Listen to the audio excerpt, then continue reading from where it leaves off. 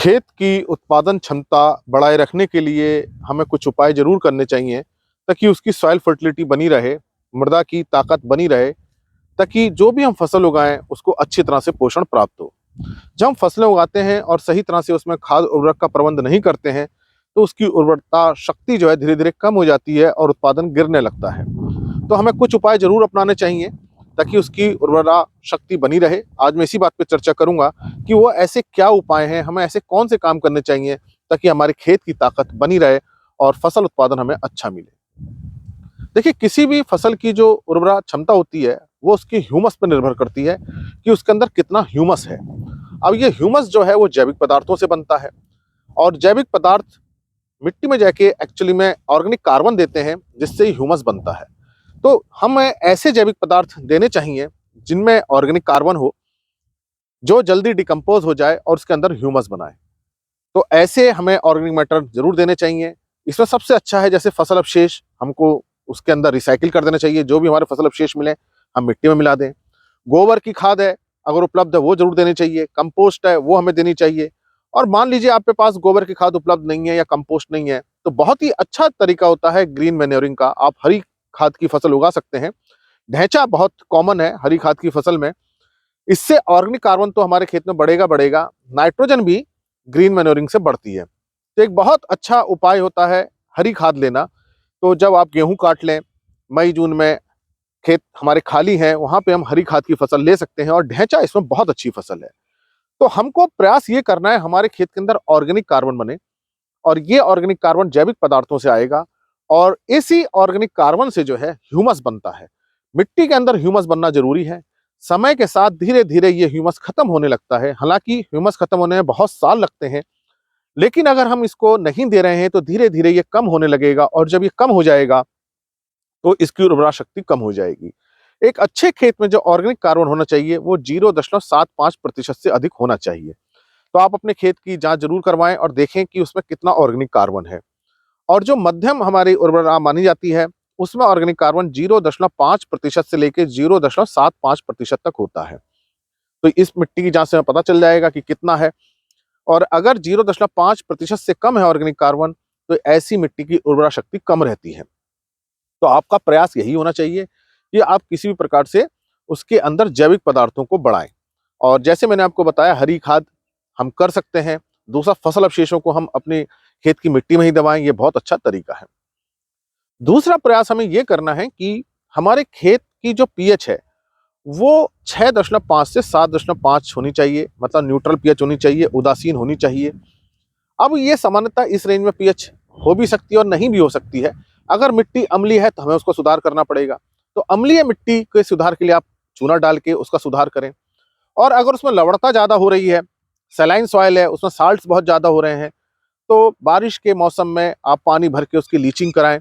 पानी भरें, चारों तरफ मेड़ बना के पानी भरें, और उसको पानी को नीचे जाने दें। तो उसमें पानी के साथ घुल करके लवण जड़ से नीचे चले जाएँगे, और मिट्टी हमारी अच्छी होगी। तो ये प्रयास हमें हर साल करना चाहिए जहाँ लवणता ज़्यादा है। अगर मान लीजिए सोडिक सॉइल है, उसमें सोडियम ज़्यादा है, तो आपको ये जो मैंने आपको बताया लीचिंग जिसे हम बोलते हैं, पानी भर के नीचे करना, इसमें लीचिंग करनी चाहिए, लेकिन इससे पहले इसमें जिप्सम डाल देना चाहिए। तो जिप्सम डाल के आप मिट्टी में मिला दीजिए, हैरो कर दीजिए, अच्छी तरह से जिप्सम मिल जाए, फिर पानी भर के छोड़ दीजिए। तो जिप्सम से जो कैल्शियम निकलेगा, वो मिट्टी में जाएगा और सोडियम को वहाँ से हटाएगा, और सोडियम पानी के साथ नीचे चला जाएगा। तो ये एक रासायनिक प्रक्रिया होती है, जिसमें जिप्सम से कैल्शियम निकल कर के जाता है, और सोडियम सोडियम सल्फेट बनाता है, और सोडियम सल्फेट पानी में घुल के नीचे चला जाता है। तो इस तरह से हम लवणीय मृदा का सुधार कर सकते हैं। तो लीचिंग करें तो लवणीय मृदा का सुधार होगा, जिप्सम डालें तो सोडिक जो है जिनमें सोडियम ज़्यादा है उसका सुधार होगा, चूना डालेंगे तो अम्लीय मृदा का सुधार होगा। तो पीएच जो है वो 6.5 से 7.5 के बीच में आएगी। तो ये 2 उपाय आपको करने हैं। तीसरा उपाय जो आपको करना है, खेत की मिट्टी को रोक के रखना है, खेत से बाहर ना जाए, जिसे हम सॉइल कंजर्वेशन कहते हैं, वो काम करना ज़रूरी है। क्योंकि मान लीजिए आप जो भी खेत में खाद डाल रहे हैं, गोबर की डालें, चाहे रासायनिक उर्वरक डालें, और पानी के साथ बह के अगर बाहर चली जाती है मिट्टी, तो इसके साथ पोषक तत्व भी मतलब बाहर चले जाते हैं। तो पोषक तत्व बाहर ना जाएँ, इसलिए हमारे खेत के चारों तरफ अच्छी बंड होनी चाहिए, मजबूत होनी चाहिए, ताकि बारिश का पानी हमारे खेत में ही रहे। कोशिश ये रहे कि ज़्यादा से ज़्यादा पानी हमारे खेत में रहे, और जो बाहर जाए वो उसमें मिट्टी कम से कम जाए, ताकि हमारे खेत की मिट्टी खेत में रहे और पोषक तत्व बने रहें। तो मिट्टी को कंजर्व करना बहुत जरूरी है। इसके साथ साथ आपको जो जैव उर्वरक आते हैं उनका प्रयोग भी करना चाहिए। ये जैव उर्वरक मिट्टी में पोषक तत्वों को बढ़ाते हैं। अब जैसे नाइट्रोजन के लिए आप एजोटोबैक्टर है वो किसी भी फसल में प्रयोग कर सकते हैं, एजोस्पर्म का प्रयोग कर सकते हैं, और दलहनी फसलों में तो राइजोबियम का प्रयोग जरूर करना चाहिए। कोई भी आप दलहनी फसल उगाएं तो उसमें राइजोबियम से बीज उपचारित करके उस फसल को बोएं, तो नाइट्रोजन की पूर्ति रहेगी। और एजोटोबैक्टर को तो आप किसी भी फसल में डाल सकते हैं, चाहे गन्ना है, मक्का है, गेहूं है, किसी भी फसल में आप एजोटोबैक्टर का प्रयोग कर सकते हैं। तो जैव उर्वरक नाइट्रोजन वाले डालने चाहिए। इसी तरह से फास्फोरस को घुलनशील बनाने वाले जैव उर्वरक होते हैं। मिट्टी के अंदर फास्फोरस घुलनशील हो जाता है। जो भी हम खाद के माध्यम से देते हैं, डीएपी से, एसएसपी से या एनपीके से, उसमें से अधिकांश फास्फोरस मिट्टी में जाके स्थिर हो जाता है, पानी में घुलता नहीं है। तो अगर हम ये फास्फोरस वाले जैव उर्वरक डालेंगे, पीएसबी डालेंगे, तो फास्फोरस की सॉल्युबिलिटी को बढ़ाते हैं, घुलनशीलता को बढ़ाते हैं। तो मिट्टी का जो फास्फोरस जल को में घुल करके जड़ों को मिलने लगता है। तो ये करना बहुत जरूरी है, नहीं तो फास्फोरस पानी में घुलता नहीं है और पौधों की जड़ों तक पहुंचता नहीं है। तो इसलिए आप पीएसबी, फास्फोरस वाले भी जैव उर्वरक प्रयोग करें।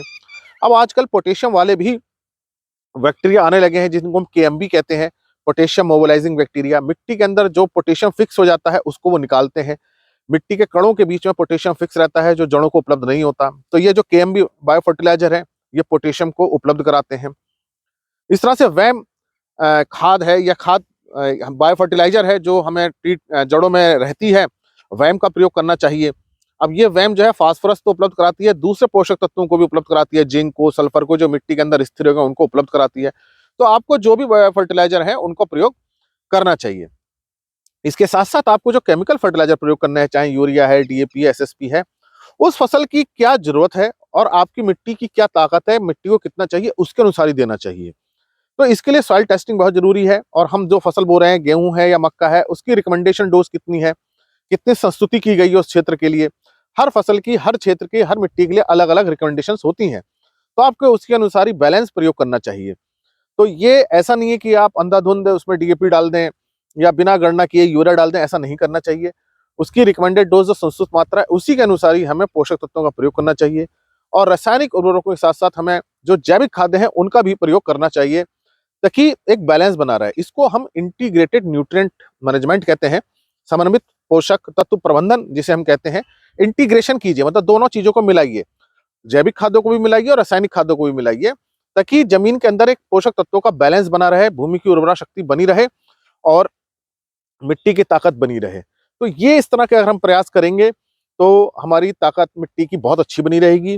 3-4 बातों का हमें जरूर ध्यान रखना है। मिट्टी के अंदर ह्यूमस बना के रखना है, मिट्टी का सुधार करना है, अगर अम्लीय है तो उसको सुधार कीजिए, लवणीय है तो उसका सुधार कीजिए। जैविक खादों के साथ रासायनिक खादों का बैलेंस प्रयोग कीजिए, जैव उर्वरक का प्रयोग कीजिए, वैम खाद का प्रयोग कीजिए, ताकि मिट्टी के अंदर सभी पोषक तत्व उपलब्ध रहें। इससे हमारी मिट्टी अच्छी बनी रहेगी। इसके साथ साथ मिट्टी का कंजर्वेशन करना बहुत जरूरी है, ताकि हमारे खेत की मिट्टी खेत में रहे और पोषक तत्व खेत से बाहर ना जाए। अगर आप ये प्रबंध कर लेंगे तो हमारे खेत की ताकत बनी रहेगी और आपको अच्छा फसल उत्पादन मिलेगा। धन्यवाद।